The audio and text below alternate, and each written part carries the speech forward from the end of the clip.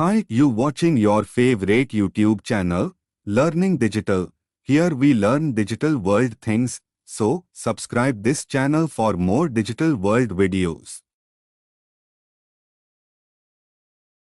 Welcome. In this video you will start analyzing the data using sorting and filtering tools. Let's begin. Now that you've converted your data into a table, the first thing you might want to do is rearrange the data based on some of the categories of the table. The data is currently arranged based on the date the order was submitted.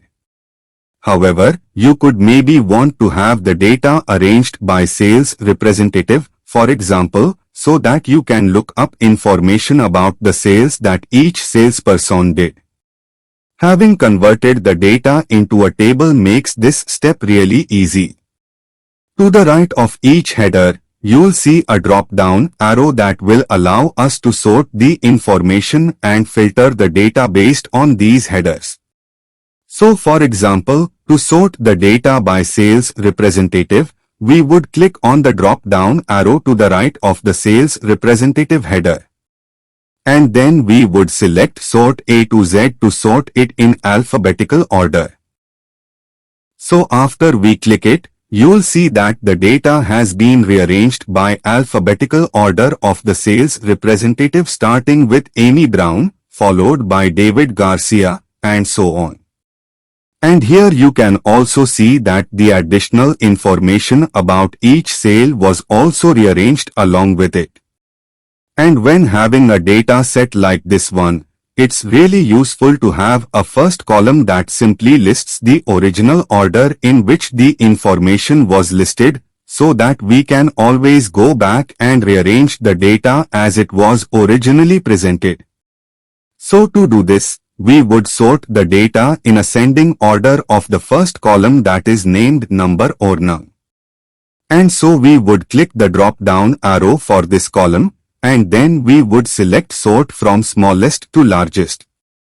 And you could see that Excel recognizes that this is a numerical column.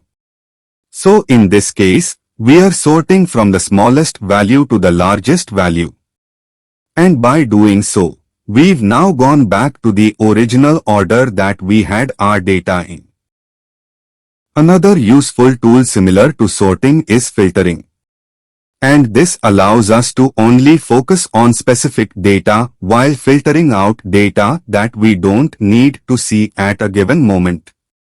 Let's say, for example, you are a sales manager for the North region of the company and wish to only look at sales that are made by sales representatives that are part of the North division.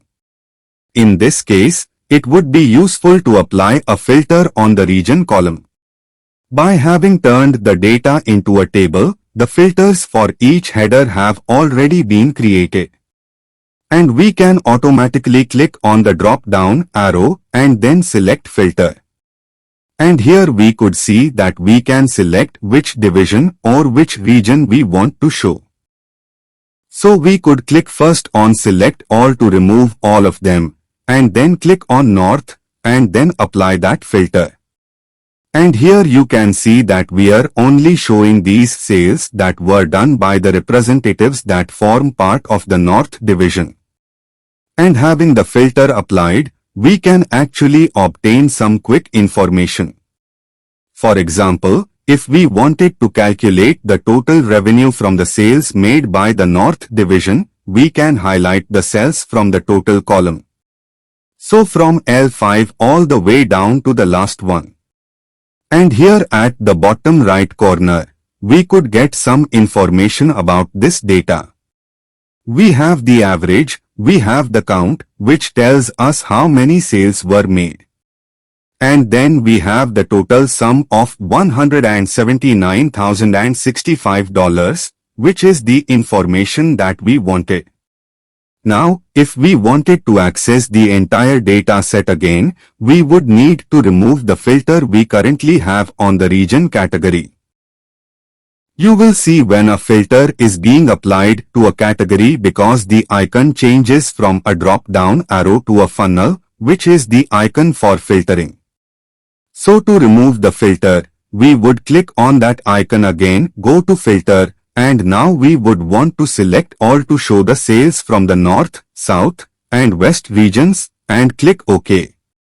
Let's practice calculating what the total revenue was for the sales made by David Garcia and also calculating how many total chairs he sold. You'll want to use the filtering tool and then reference the quick information provided at the bottom right corner of the screen when you just have the sales made by David Garcia filtered.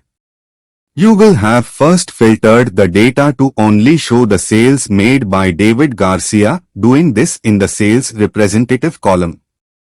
Now, to calculate the total revenue, you can highlight the sales from the total column, and we could get the total down here, the sum, which is $71,040. Then to calculate the total number of chairs that he sold, you would highlight the number column, you'd highlight those cells, and then you would look at the sum, which is 253 chairs in this case. Great job! Well, this step completes this task where you learned how to use the sorting and filtering tools to rearrange your data and quickly obtain information about the data.